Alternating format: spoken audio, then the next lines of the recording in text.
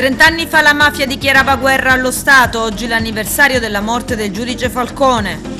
Da oggi è online la precompilata 2022, vi spieghiamo come funziona e quali sono le novità. Stare lontani dai social media per una settimana potrebbe avere effetti benefici contro ansia e depressione. Basket, la Fortitudo batte Imole e approda alla semifinali per tornare in A. Calcio, l'Akragas prepara la semifinale di playoff contro Isernia per la promozione in D.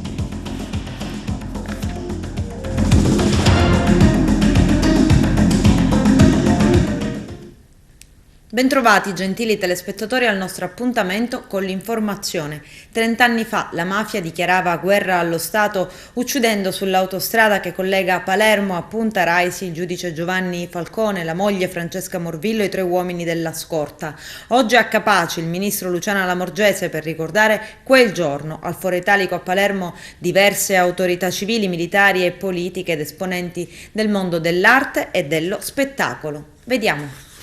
Sconfiggere la mafia non è mai semplice, però anche la scossa che ha avuto la società civile secondo me ha rappresentato un ulteriore passo avanti nella coscienza di tutti. Mi sembra sempre di stare è particolare la giornata, quindi è chiaro che c'è sicuramente tanta commozione, perché chiaramente per noi che abbiamo pagato tanto questo posto è molto particolare, però dobbiamo mettere davanti le lacrime e la commozione perché tanto è cambiato e questo posto è diventato un posto di rinascita, un posto bellissimo, non perché insomma non esiste più la mafia esiste sicuramente, insomma noi continueremo a lottare anche per la ricerca chiaramente della verità, però oggi siamo qui e vogliamo ricordare Antonio, Rocco, Giovanni, Francesca, però è un giorno particolare, la società civile è cambiata tanto, però noi insomma siamo sempre alla ricerca della verità, che ci fanno sapere la verità su quello che è successo. Devono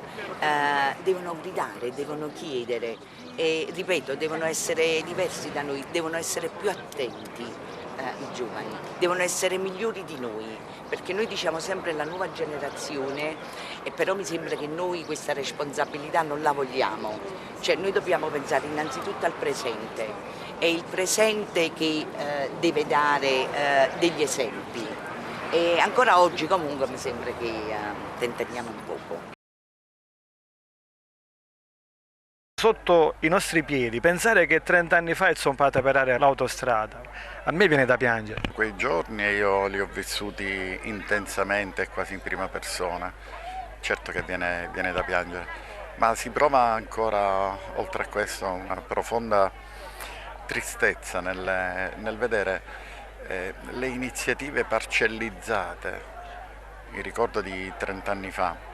Giovanni Falcone ci ha insegnato una grandissima cosa, che la mafia si batte se si fa squadra, se si è tutti assieme, e questa è stata anche la logica della creazione del pool antimafia alla Procura di Palermo, della DIA. Qui invece sta succedendo quasi tutto il contrario, ognuno si organizza la Fondazione Falcone che ha il copyright su Foro Italico, Albero Falcone, l'Associazione Quarto Savona 15 ha il copyright su questo Giardino della Memoria. Le istituzioni importanti, quelle più vicine ai cittadini, i sindaci, sono un po' emarginati, messi da parte. Qualcuno qualche anno fa ci ha definito le sentinelle dello Stato sul territorio, ma in questo caso ci sentiamo sentinelle di bidoni vuoti e questa è una profonda tristezza. Io dico sempre che a lei è toccato il compito in grado di far capire al mondo che Capaci non è solo quel timbro di posto dove è zompata per aria l'autostrada, far intendere che quella è stata una triste pagina. Capaci è un po' come il corpo umano contro il coronavirus. Noi abbiamo avuto una grandissima infezione fino a 30 anni fa, l'infezione terribile, mortificante della mafia, ma il nostro corpo, la nostra società ha saputo reagire con gli anticorpi. Adesso abbiamo amministrazioni comunali che sono baluardo nella lotta contro la mafia, abbiamo una serie di associazioni di ragazzi che tramandano la necessità di liberarci da questo cancro, e quindi c'è la creazione vera di una società che è diversa rispetto a 30 anni fa. Io ho dato un piccolo contributo in questo, per quanto mi riguarda, guidando l'amministrazione comunale, per me è la stella polare contro ogni tentativo di infiltrazione, di intimidazione e di riappropriazione del territorio. Qualche giorno fa una persona d'esperienza anziana mi ha detto: Recca, ora ci sono i figli di sti mafiosi. Certo che ci sono i figli, i nipoti, i cugini. Adesso non sparano più, non ci sono più stragi, ma la mafia è sempre presente, c'è in tutti i nostri comuni, in tutti i nostri territori, e cerca di impadronirsi dell'economia sana. Abbiamo esempi in tutti i comuni, le retate si susseguono. Per fortuna ci sono le istituzioni, la magistratura, le forze dell'ordine che sono molto attenti a come si sviluppa tutto il territorio, ma dobbiamo essere attenti noi, perché noi nel territorio conosciamo i figli, i nipoti, i parenti, gli amici, e a questi dobbiamo abbassare le serrande. Noi dobbiamo anche fare un atto rivoluzionario, io l'ho detto e invito tutti i miei concittadini: non salutiamoli più quando li incontriamo in piazza, non li salutiamo, perché già il semplice saluto può sembrare un atto di reverenza. Giriamoci dall'altra parte, e se casomai dovessimo capitare davanti al bancone del bar a prendere un caffè dentro una persona di questo genere, lasciamo pure il caffè e ce ne andiamo. È un nostro dovere essere qui, e non solamente perché sono i 30 anni. Ci hanno insegnato tante cose, hanno insegnato che purtroppo l'evoluzione della nostra civiltà richiede un tributo alla comunità, a volte è un tributo di sangue, è un tributo drammatico. Sono però convinto che non sia stato vano, certamente il sacrificio è stato tanto, ma sono certo che questa consapevolezza, aveva ragione Giovanni Falcone, come tutte le dinamiche degli esseri umani, nascono, vivono, ma poi sono destinate anche a perire. Credo che questi fatti accelerino proprio questo processo e li mandano a morire. La presenza di giovani, di ragazzi e l'impegno di tanti, di un'antimafia giusta, di un'antimafia non pelosa, di un'antimafia genuina, contribuisca in senso positivo. Ecco, le persone di buona volontà si facciano avanti, perché certamente aveva bene ragione Jean-Jacques Rousseau: mai come in questi casi il dovere è quello che ci aspettiamo dagli altri. Che immagine abbiamo dato quel giorno al mondo? Certamente non è stata un'immagine positiva, ma sono le dinamiche di tutte le società. Purtroppo certamente la mafia è un fenomeno che è molto complesso, ha delle origini storiche ben precise, era un fenomeno che veniva da lontano, forse era stato sottovalutato, non compreso appieno, non individuata quella che era la sua insidiosità all'interno della società, al punto da porsi come antistato, e forse questo è stato l'errore. Ci hanno riportato, voglio dire, alla verità, e soprattutto a prendere consapevolezza che il problema andava affrontato in maniera differente. Oltre alla mafia c'era qualche altra cosa a volere Falcone morto e gli agenti di scorta? Ma questo non lo so, cioè è difficile dire. Quei fenomeni, quel periodo io me lo ricordo bene, ero un ragazzo, insomma ero cresciuto, lavoravo già in polizia, ero una persona che era un attento osservatore, c'erano parecchie tensioni chiaramente dietro a questi magistrati e la loro attività. È difficile dire se ci fossero altri soggetti. Certamente il fenomeno andava combattuto, la mafia era prevalente in questo senso, poi se altri che oggi si ergono a paladini dell'antimafia magari non dico che fossero stati contenti, ma preventivamente erano in contrasto, questa è un'altra questione, ecco.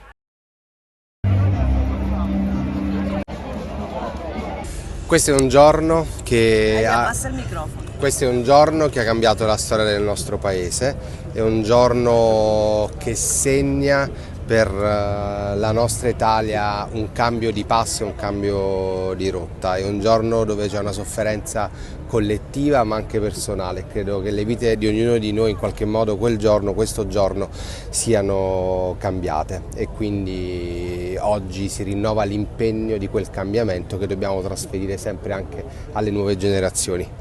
A 30 anni non c'è ancora verità però su quelle stragi. Bisogna insistere sempre, Morbillo dice che lo Stato non vuole arrivare Noi a trovare queste verità. Noi dobbiamo arrivare a trovare tutta la verità, sempre, perché la verità significa giustizia, la giustizia significa conoscenza, consapevolezza di quello che siamo sempre. Così, e ci vorranno ancora anni per poterla sradicare. Per fortuna la strage di via D'Amelio e prima ancora quella di Capaci ha segnato una svolta, perché ha spiegato ai siciliani che combattere la mafia non è solo un problema dei magistrati o delle forze dell'ordine, ma è un problema di ciascuno di noi, ognuno nel proprio campo.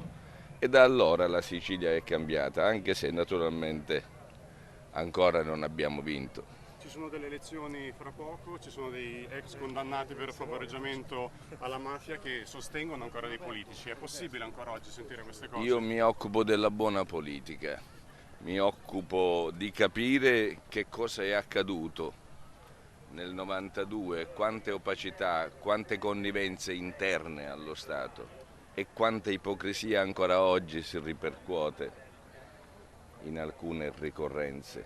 Bisogna essere chiari, Falcone e Borsellino sono stati colpiti dalla mafia, sono diventati facile bersaglio perché lasciati soli da pezzi dello Stato. A 30 anni dalla strage ancora tante verità che mancano, oggi perché è importante ricordare? Ricordate, è importante perché come la parola bisogna mettere nel cuore. E guardi, abbiamo più di 1000 ragazzi che da tutta Italia sono venuti, abbiamo più di 1400 lenzuola fatte da tutte le scuole d'Italia che ricordano quello che è la pedagogia della legalità.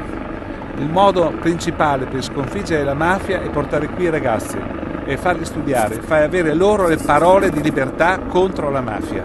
E quindi è importante, perché non si vince una battaglia una volta per tutti, bisogna vincerla tutti i giorni. È nata la mafia, la città ha reagito dopo il 92 con i lenzuoli bianchi, ha reagito con la catena umana, ha reagito con Giovanni Paolo II che ha condannato la mafia e dopo l'uccisione di Don Pino Puglisi nelle elezioni del novembre del 1993 ha eletto la nuova amministrazione, presidente del Consiglio Comunale di Palermo Antonino Caponnetto, il leader delle pool antimafia, a conferma che Palermo non era più governata dalla mafia.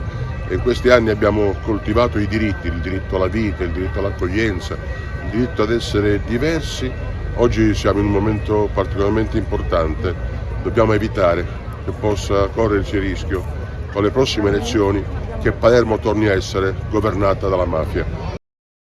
Beh, Giovanni Falcone dobbiamo ricordarcelo come un esempio, come un uomo, un grand'uomo da seguire sicuramente. Era un uomo che aveva molto coraggio, che ha abbandonato la sua vita privata per dedicarsi al lavoro che tanto amava. È realmente un uomo che io ispiro a diventare come lui, vorrei diventare un magistrato come lui e l'ho come punto di riferimento. Certo, la mafia tutt'oggi purtroppo è ancora presente, non solo a Palermo ma in tutte le parti d'Italia e noi giovani dobbiamo laurearci, dobbiamo studiare anche per sconfiggerla e non dobbiamo sottostare o stare zitti. Sì, assolutamente sì, la legalità è la base della nostra formazione in primis, soprattutto perché la mafia purtroppo fa parte del nostro tessuto sociale, è inevitabile, di tutta l'Italia, ma soprattutto qui in Sicilia e a Palermo. Quindi sì, la legalità è la base di tutto e spero lo sia anche per tutti gli altri ragazzi italiani che frequentano la scuola e anche lì insegnino questo. Una persona di esempio per tutti, soprattutto per noi giovani, perché anche se non l'abbiamo conosciuto rimane comunque nei nostri cuori. Tu aspiri a diventare insomma un uomo come Giovanni Falcone? Certo, ma comunque io come tutti i miei compagni e i giovani di questa Italia comunque dobbiamo prendere il suo esempio per andare contro la mafia. Allora, noi abbiamo scritto il filo che non si spezza perché questo filo che hanno creato questi due giudici sacrificando la loro vita, che è un filo della legalità che non si deve spezzare per continuare a lottare questa mafia che continua a uccidere imperterrita in un modo sbagliato, in un modo burbero, senza rancore, ammazzando bambini, anziani, senza pudore veramente. E per questo è il filo che non si spezza perché grazie a loro noi inizieremo a lottare e quindi a battere questo polpo. Un esempio di vita quotidiana, noi scout cerchiamo di mettere in pratica quello che lui ha già iniziato, cercando di esserci nel piccolo, per quello che possiamo, da giovani, da donne e da uomini. Anche la Polizia di Stato ricorda le vittime delle stragi di mafia con un video diffuso sui canali social. Vediamo. Il fatto che è verificato un po' prima dell'arrivo di Capaci, c'è tutto il terreno sventrato. Vi do notizia appena possibile, perché il ferito lo stanno portando via in questo momento.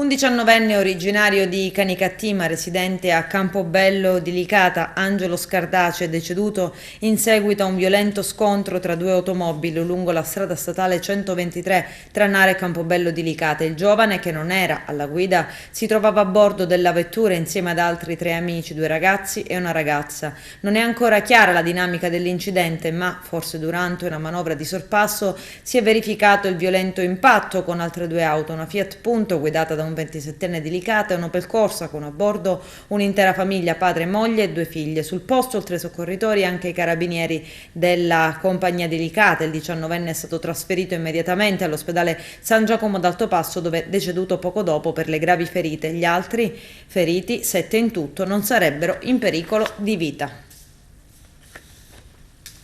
Dichiarazione dei redditi. Da oggi online la precompilata 2022. Scopriamo come funziona e quali sono le novità. Il servizio del nostro direttore Arturo Cantella.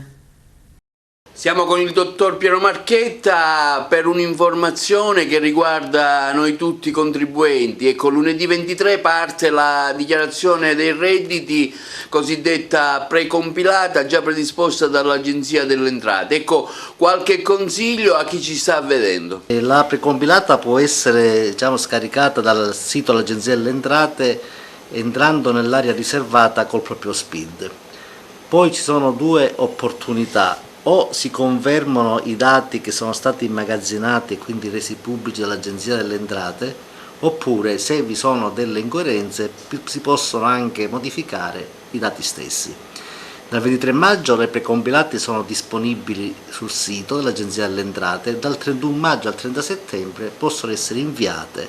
I primi rimborsi per i contribuenti che sono a credito saranno effettuati con la busta paga di luglio.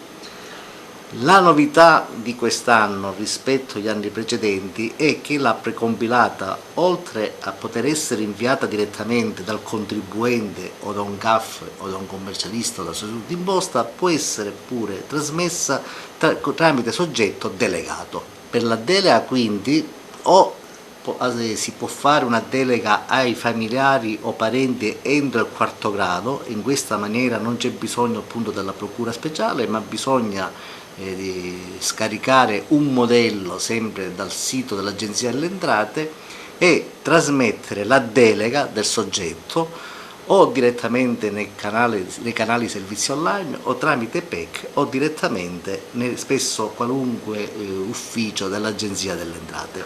Questo permette quindi ai soggetti anziani o ai soggetti che per patologie non possono adempiere all'obbligo tributario di poter adempiere.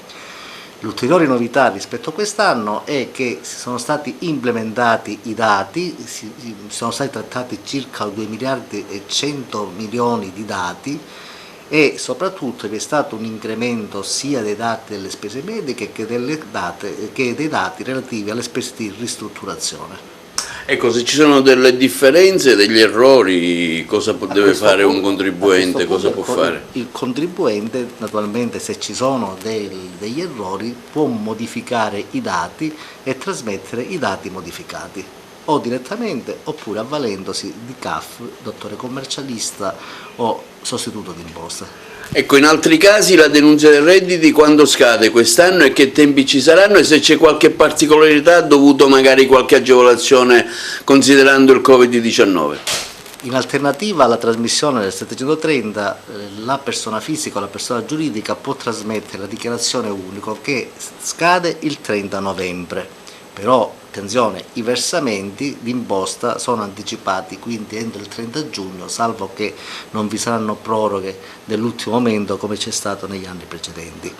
Naturalmente le grosse novità che quest'anno saranno evidenziate è tutta la tematica sui bonus edilizi, sul bonus idrico, su tutta quella serie di bonus che dovranno essere appunto, andranno in deduzione dell'imposta dovuta e pure però andranno inseriti in dichiarazione dei redditi pure come informativa. Sono proseguite le ricerche dell'immigrato nordafricano disperso dal pomeriggio di sabato 21 maggio insieme ad altri amici immigrati nordafricani. Erano in spiaggia a San Leone ad Agrigento. In 2 hanno deciso di fare un tuffo ma sono stati travolti dalle onde e dalle correnti. Solo un migrante è ritornato, ha lanciato l'allarme rivolgendosi ad una coppia sulla spiaggia che ha subito telefonato al 112. Sono scattate le ricerche ma i compagni migranti non hanno atteso i soccorsi ed invece di attendere notizie dell'amico disperso sono ritornati al centro d'accoglienza. Ad oggi però l'immigrato disperso potrebbe essersi salvato perché nessun centro d'accoglienza ha denunciato la scomparsa di ospiti. Si presume dunque che l'africano abbia superato le difficoltà provocate dal mare mosso e si sia salvato approdando da un'altra parte e rientrando poi nel suo centro d'accoglienza. Negli scorsi decenni tutti frequentavano le splendide larghe spiagge di Porto Empedocle. Purtroppo le certe dissennate di un sistema fognario approssimativo l'hanno condannato a un lento declino. A dichiararlo in una nota è l'associazione ambientalista Mare Amico che prosegue: oggi rileviamo e documentiamo almeno 7 sversi di acque di dubbia provenienza in spiaggia che hanno trasformato il litorale in un vero disastro. A tutto ciò si aggiunge il tentativo di nascondere questa tragica realtà. Hanno arato le spiagge come se fosse un campo di patate, hanno tentato di coprire gli sversi che in alcuni casi sono fognari. Tutto questo non farà altro che allontanare sempre di più i flussi turistici che cercano sempre luoghi incontaminati. Inclusione, accoglienza e intercultura, questi gli obiettivi di un progetto Erasmus che ha come protagonista l'Istituto Comprensivo Cangiamila di Palma di Montechiaro, che ha ospitato studenti provenienti da Portogallo, Slovacchia, Romania e Turchia. Il nostro direttore Arturo Cantella. Al via stamani l'accoglienza dei gruppi relativi al progetto Erasmus Plus Improving Digital Proficiency, cui partecipano le scuole provenienti dai paesi europei come il Portogallo, la Slovacchia, la Romania e la Turchia, che prima sono stati accolti presso il comune di Palma di Montechiaro con il saluto del dirigente scolastico Eugenio Dorsi, in rappresentanza della scuola Cangiamila che ha organizzato l'evento, poi il saluto di accoglienza del primo cittadino di Palma, Stefano Castellino. Ma intanto ringrazio Televideo Agrigento e il suo direttore perché sono sempre molto sensibili a riprendere queste iniziative di enorme importanza, non soltanto culturale ma anche per lo scambio di esperienze professionali che si hanno tra docenti e tra gli alunni. Questo è l'ultimo atto di un progetto iniziato circa 2 anni fa con l'Erasmus. Si parla di viabilità, si parla di tutte le questioni che attengono all'urbanistica.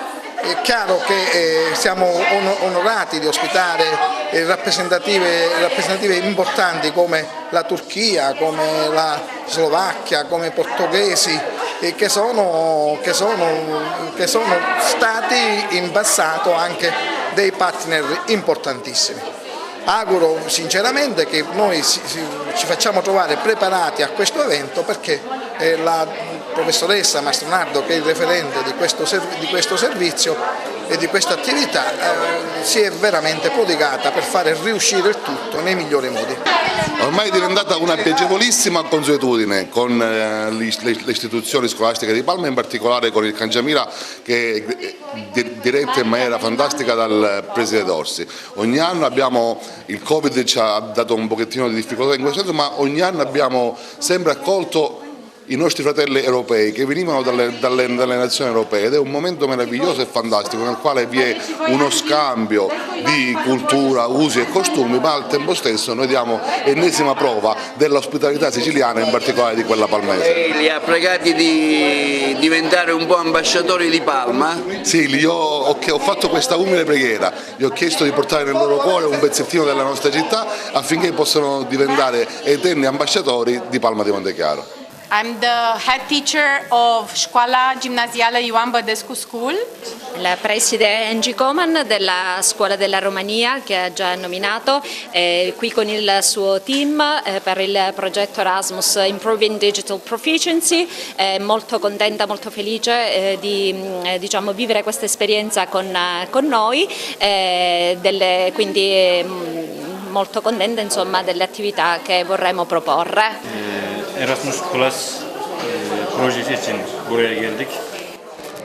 Ok, il preside saluta il preside Mustafa della scuola della Turchia, molto felice di trovarsi qui tra noi, amano la Sicilia specialmente per le bellezze storiche e architettoniche che andremo a vedere. Bu proje ile farklı ülkeleri görmemiz. Per noi è molto importante incontrare altre persone straniere in questo progetto, specialmente gli italiani. Ok, speriamo di poter continuare anche con altri progetti e poter ritornare ancora una volta in Sicilia e in Italia. Okay, we are really happy to be here. Siamo molto felici di trovarci qui, gli insegnanti e il preside ci hanno accolto molto calorosamente. And we hope that... Speriamo di continuare la nostra amicizia al di là del progetto Erasmus. Rappresentiamo il Portogallo, la scuola portoghese Flammie. Hello, I'm from Slovakia and I Rappresento la Slovacchia, sono qui insieme ai miei colleghi per questo progetto Erasmus. And I hope, like my colleague... Spero che la nostra collaborazione continui anche in altri progetti, come ha già detto la collega portoghese. Quindi il trasferimento a scuola, dove gli alunni delle orchestre musicali si sono esibiti con canti, balle e musiche. Il progetto ha come referente la docente musicale Domenica Mastronardo. Ricco il programma predisposto dall'istituto per fare conoscere i luoghi più belli del nostro territorio. Finalmente è arrivato il 23 maggio, lo attendavamo con fervore. Di questo progetto Erasmus, questa è l'ultima mobilità in programma a Palma di Montechiaro. Siamo già stati nei loro paesi, in Turchia, in Portogallo, in Slovacchia e in Romania, e speriamo di ricambiare anche noi l'ospitalità che abbiamo ricevuto attraverso le nostre tradizioni, piatti, usi e costumi, e soprattutto con il nostro clima. Quindi per oggi Palma di Montechiaro e la scuola Cangiamila è in festa. Grazie. Un programma ricco, intenso, sì. Sommariamente lo indichiamo? Sì, oggi visiteremo tutti i monumenti di Palma di Montechiaro, siamo stati già al comune, domani è in programma ovviamente la Valle dei Templi, dopodomani la Scala dei Turchi, la miniera di sale di Realmonte, il museo di Agrigento, giovedì faremo delle attività a scuola per poi finire con un piscina party e poi venerdì andremo alla cantina CDC Cristo di Campobello.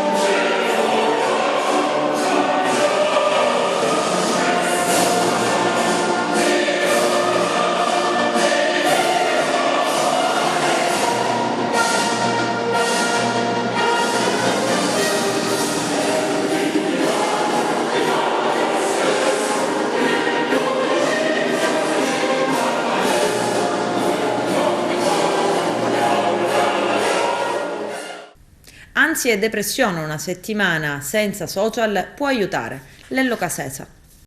Uno studio americano sviluppato in queste settimane sta dimostrando come l'astensione dei social media abbia un effetto benefico verso le persone. In sintesi, a 154 persone è stato chiesto di evitare l'uso dei social network per una settimana. A tutti gli altri il gruppo di controllo è stato invece suggerito di continuare a utilizzare i social network come sempre. Dopo 7 giorni i ricercatori hanno osservato una differenza sostanziale nei livelli di benessere tra coloro che avevano abbandonato i social o lo avevano diminuito sensibilmente e chi invece ha continuato a utilizzare le app. I risultati sono stati verificati tenendo conto anche di fattori indipendenti come età e genere degli individui studiati. Lo studio, continuano i ricercatori americani, conferma l'effetto positivo dell'astensione dei social network. Una settimana di digiuno da Instagram, Facebook, Twitter e TikTok, secondo la ricerca, è sufficiente a migliorare i livelli di benessere psicologico e mitigare ansia e depressione. Gli scienziati americani suggeriscono infatti che in futuro sarà utile estendere questo studio a popolazioni cliniche ed esaminare gli effetti a lungo termine. Spesso è facile considerare, scrivono gli studiosi americani, i social media come le sigarette del nuovo millennio. Se oggi diamo tutti per scontato che fumare aumenti sensibilmente il rischio di cancro e di soffrire di patologie cardiovascolari, ci è voluto più di mezzo secolo per dimostrarlo. Nel caso dei social media siamo purtroppo ancora all'inizio, ritenendo i social come un elemento inevitabile e indispensabile della nostra quotidianità. 2 ordigni bellici, probabilmente risalenti al secondo conflitto mondiale, trovati in un terreno del parco archeologico di Agrigento a circa 150 metri dal Tempio di Giunone. A fare la scoperta il dipendente di una ditta di manutenzione che si sta occupando di alcuni lavori all'interno della zona archeologica. Informati i carabinieri che hanno delimitato l'area. Nelle prossime ore verrà inviato personale specifico per recuperare le bombe. Torna il premio Carchinos, un evento che promuove le eccellenze agrigentine. Il comitato scientifico che eleggerà i vincitori dell'edizione 2022 è stato chiamato a riunirsi. Vediamo. Cantone a grandi passi verso una nuova edizione del Carchinos. Sì, ci siamo quasi, mancano meno di 2 mesi alla 6ª edizione, non sembra vero. Pare ieri che abbiamo iniziato, già abbiamo premiato 45 eccellenze della provincia di Agrigento, a cui quest'anno se ne aggiungeranno altre 9. Anche quest'anno ci accingiamo con l'apporto del comitato scientifico a premiare le vere eccellenze del territorio. Questo vorrei ricordare che è nato come premio sano, scevro da ogni condizionamento, da ogni influenza.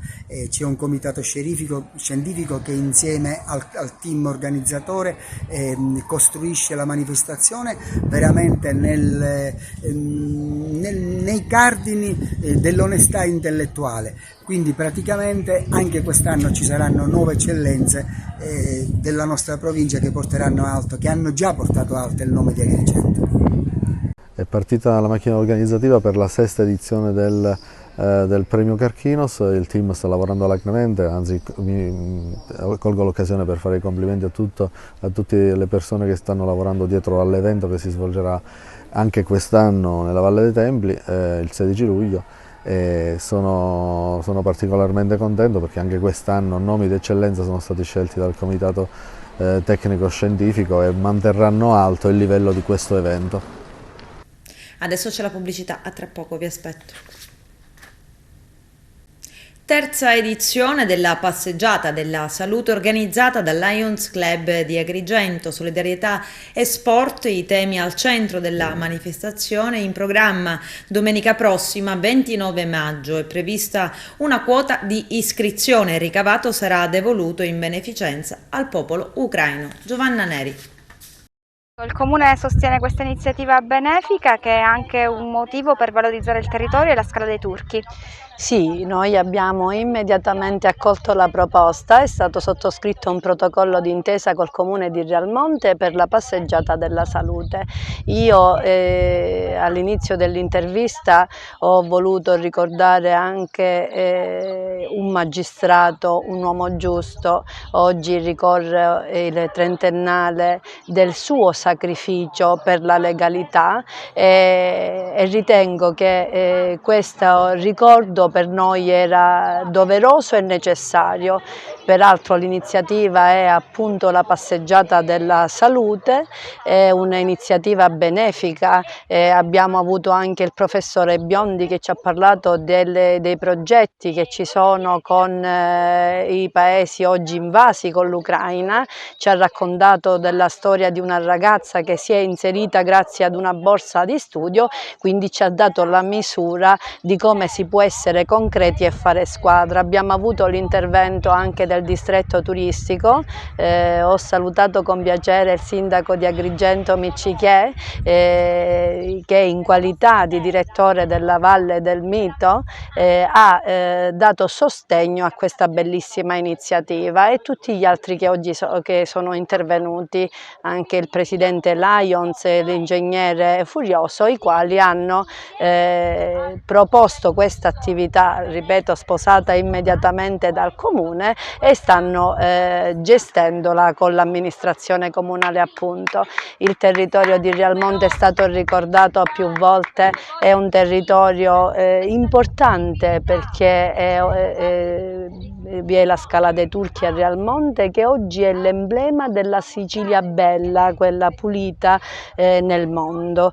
Peraltro siamo su un sito bellissimo, il Belvedere, che in passato nell'amministrazione dove io ero assessore comunale è stato oggetto della demolizione di un ecomostro che ha ceduto il passo alla bellezza, per cui cosa dire, andiamo avanti così.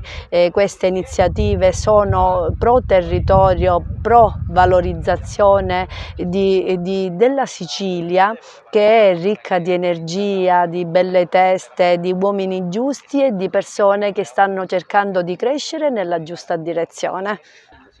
Il Lions Club Agrigento Osti organizza, in collaborazione con il Comune di Rialmonte, la terza edizione della passeggiata veloce della salute. Quest'anno, domenica 29 maggio alle ore 7:30 presso la Scala dei Turchi.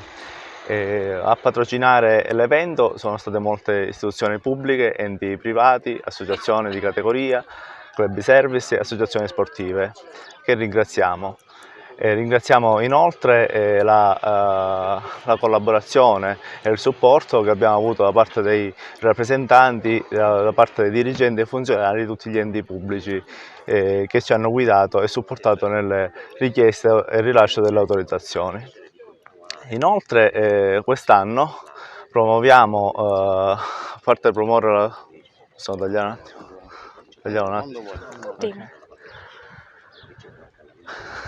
quest'anno la promozione della salute del territorio, l'incantevole Scala dei Turchi e come a fare? Lo distrai perché gli parli sotto, è lui distrae, non è noi. Te lo distrai. Va bene, dai. Allora, il Lions Club Agrigento Osti organizza quest'anno la terza edizione della passeggiata della salute presso la Scala dei Turchi, che si terrà domenica 29 maggio alle ore 7:30 in collaborazione con il Comune di Rialmonte. L'evento è patrocinato da moltissimi enti e associazioni sportive, associazioni di categoria, e club di service e associazioni sportive.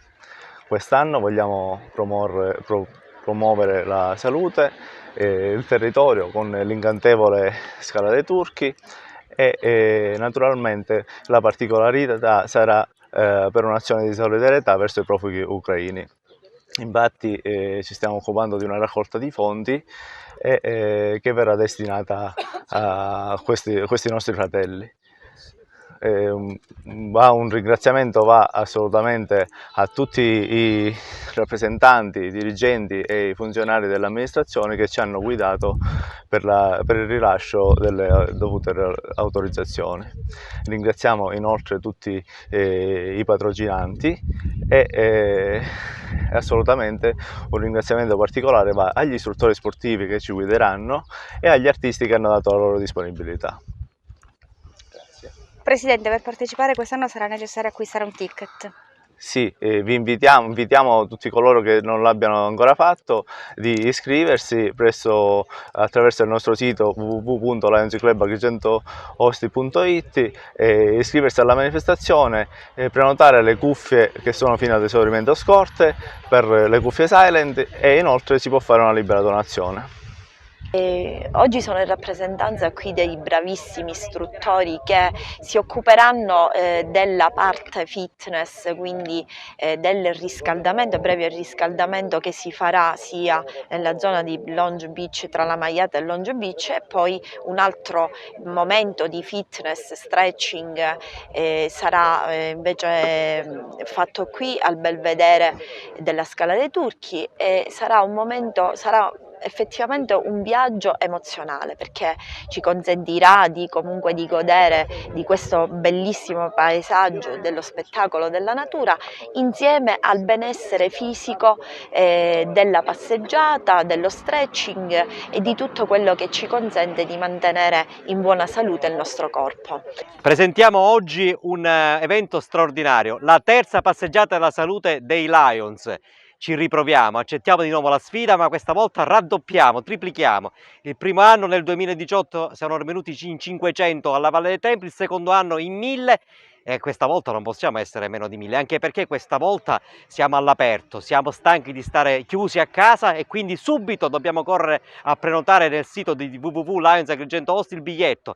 Possiamo subito prenotare e addirittura affittare le cuffie silent che consentiranno di vivere un percorso emozionale, il primo nella storia qui in Sicilia, che io, almeno quello che io sappia, per poter fruire delle bellezze paesaggistiche, culturali, in un momento come dire, di intrattenimento anche emozionale, seguiti e aiutati da un gruppo di istruttori e istruttrici bellissimi entrambi. Tutto questo in un contesto veramente straordinario, che è quello della Scala dei Turchi, che tutto il mondo ci invidia. Ci siamo messi insieme tutti, sindaci, forze dell'ordine, autorità, ordini professionali, associazioni culturali, economici sul territorio, tutti insieme per lanciare questo importante evento che serve per far partire non solo la stagione turistica da Agrigento, ma per promuovere sani valori che sono quelli dei Lions: benessere, buone abitudini del vivere insieme. Poi aggiungerei festa, ballare, ci sarà un concerto con attori, tutti hanno fatto tutto gratuitamente. Ciccio Buzzuro, per dirne uno su tutti, Barbara Capucci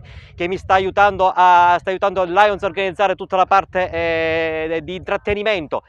Altro non vi posso dire, perché dovete venire qui assolutamente alle 7:30 del mattino domenica prossima, entrando dal Maiata. Tutto il resto vi sarà facilitato perché si parcheggerà, ci saranno le navette che vi accompagneranno, ci sarà la possibilità di degustare una cosa tipica, vi divertirete, ballerete, veramente è aperto a tutti, giovani, adulti, bambini e anche a quelli infortunati non solo di braccio ma anche di gamba, perché si potrà stare anche lì sotto semplicemente a prendere il sole e a godere di una giornata che già solo le previsioni sono fantastiche. È impossibile non essere qui domenica prossima alle 7:30, vi aspettiamo numerosi. La Sicilia che balla, le mani giù! Un autentico bagno di folla invaso le vie principali del centro storico di Santo Stefano di Camastra in occasione della Notte Bianca, un preludio verso la normalità dopo 2 anni di fermo. E l'occasione è stata ghiotta anche per parecchia gente arrivata da fuori con tanta energia in corpo e con la voglia di mettersi alle spalle i momenti bui e di tristezza che hanno passato nel chiuso delle proprie abitazioni. Una gran bella serata con tutti gli intervenuti che hanno badato a divertirsi in tutta tranquillità sotto l'attenta supervisione delle forze dell'ordine, attenti a garantire la sicurezza degli intervenuti. Un ritorno alla normalità, come detto, fortemente voluto anche dall'amministrazione comunale, nella persona dell'assessore Alessandra Moroso, che, accogliendo di buon grado le richieste del DJ stefanese Filippo Catanzaro, giunto da Lontra per coordinare il tutto, hanno messo su un'organizzazione altamente professionale che ha visto il coinvolgimento dell'associazione Visit Santo Stefano, il Sealand e Nino Napoli, che hanno fatto ballare e divertire la marea di persone intervenute alla serata. Inoltre, sempre lungo le vie del centro sono state dislocate 8 postazioni dove erano presenti dei gruppi musicali che proponevano musica dal vivo. Messa in archivio questa prima serata di intrattenimento, il bilancio non può che essere positivo, considerata la partecipazione e l'affluenza di tanta gente arrivata da fuori che ha invaso la cittadina stefanese. A beneficiarne anche le attività come bar e ristorazione, che sono state prese d'assalto visto il considerevole numero di presenze. Buona la prima per questa ripartenza, mentre è già stata programmata un'altra serata all'insegna della musica e del divertimento, denominata Mayday Music Festival, per domenica 29 maggio con start a partire dalle ore 16 da Piazza Belvedere, con musica live, band, DJ e la presenza come special guest di Paul Noyes, DJ di Radio 105. Basket, l'Uragano Fortitudo si abbatte su Imola e vince gara 4, conquistando la semifinale playoff dopo una dura battaglia contro gli emiliani. Torna la difesa impenetrabile vista durante la stagione e concede solamente 57 punti in casa loro, un vero traguardo per gli agrigentini. Adesso si giocheranno le semifinali di Coppa Italia contro i Rieti. Le prime 2 gare si giocheranno al Pala Moncada. Obiettivo prefissato e dichiarato: il ritorno in Serie A. Calcio, domenica prossima 29 maggio ad Agrigento allo Stadio Seneto alle ore 16 si gioca la semifinale nazionale dei playoff promozione in Serie D del campionato di eccellenza tra Akragas e Isernia. Poi la seconda partita si giocherà domenica 5 giugno a Isernia. Carmelo Lentini. Sarà il Città di Isernia il prossimo avversario dell'Akragas, gara in programma domenica 29 maggio allo stadio Seneto di Agrigento. La compagine del tecnico Pierluigi De Bellis non ha avuto difficoltà a superare l'Olimpia agnolese, apparsa troppo abulica e rinunciataria, quasi rassegnata al proprio destino. La compagine iserniana non impiega più di tanto a trafiggere la retroguardia ospite con il bomber esperto Nicola Panicco. Poca reazione dell'Olimpia, che al 32esimo subisce il raddoppio di Baba, libero di ricevere il pallone e infilare il portiere ospite Maggi. Con il risultato di 2-0 termina il primo tempo e nella ripresa una discesa solitaria di Giulio porta al tris la compagine del tecnico De Bellis con un tiro che beffa ancora una volta il portiere Maggi in uscita. Oramai a comandare l'andamento della gara è il Città di Isernia, che dopo 4 minuti di recupero porta in porto la vittoria che gli consente di accedere alla semifinale nazionale con l'Akragas. Sugli spalti, a seguire questa finale molisana, il tecnico dell'Akragas Nicolò Terranova, che ha seguito con attenzione il prossimo avversario del gigante, ed ora spazio a qualche intervista. Presidente Traisci, oggi all'Ancellotta è stato confermato il pronostico ma anche i piazzamenti della regular season. L'Isernia con una prova gagliarda e piena di grinta supera per 3-0 l'Olimpia agnonese e quindi andrà a rappresentare il Molise nelle fasi nazionali dei playoff. Sì, ecco, di questo sono molto contento perché comunque abbiamo fatto nostro un coronamento di una stagione che io direi molto buona, con la Coppa Molise, con 2 turni Coppa Italia e con il secondo posto regionale, quindi la stagione positiva, e adesso tutto quello che viene sarà in più perché ci affacciamo a palcoscenici sicuramente impegnativi. Già si conosce la sfidante che sarà l'Akragas di Agrigento, quindi si volerà alla volta della Sicilia. Oggi all'Ancellotta si respirava un'aria festosa e importante, sono tornati in massa anche i tifosi che hanno chiesto di mantenere una promessa. Sì, sicuramente noi andremo avanti e cercheremo di fare meglio assolutamente. Vediamo quello che viene sul campo, poi vediamo quello che viene anche come input, come aiuto, come mano da tutti, quindi sicuramente sono molto contento di vedere uno stadio finalmente pieno, finalmente con i tifosi contenti, e io sono contento quando i tifosi sono contenti. Poi vediamo di arrivare passo passo ai traguardi importanti che ci siamo dati. Presidente, vista la sua professione, possiamo dare un voto al Città di Isernia San Leucio nonostante ancora per fortuna la stagione non sia conclusa? Io sinceramente darei 9, 10 no, perché noi siamo arrivati secondi e quindi siamo arrivati dietro Termoli, che ha fatto un campionato strepitoso. Io credo pure numericamente senza Termoli saremmo tranquillamente negli anni passati vinto questo campionato con questi numeri. Non l'abbiamo vinto, abbiamo vinto però la Coppa e abbiamo fatto anche dei turni nazionali, quindi io darei 9 alla nostra stagione. Non finisce qui, Presidente, perché ci auguriamo che ci siano anche altre soddisfazioni che possano venire già da domani nel confronto dell'Under 19 proprio ancora una volta con l'Olimpia Agnonese e sabato poi nella doppia finale Under 17 e Under 15 della Molise Cup. Assolutamente sì, io conto molto sui giovani perché i giovani sono il futuro, la stabilità di questa squadra, quindi la vittoria auspicabile o comunque l'ottima stagione di tutte le squadre giovanili testimonia la ricerca di una solidità della squadra. Domani tiferò assolutamente per la nostra Juniores, così come spero che le altre due compagini vincano le rispettive finali facendo bene. L'importanza è appunto crescere dei ragazzi, perché sui ragazzi si investe il futuro della società. Con questo è tutto, termina qui l'edizione del telegiornale. Grazie per la gentile attenzione e per essere stati con noi. A presto.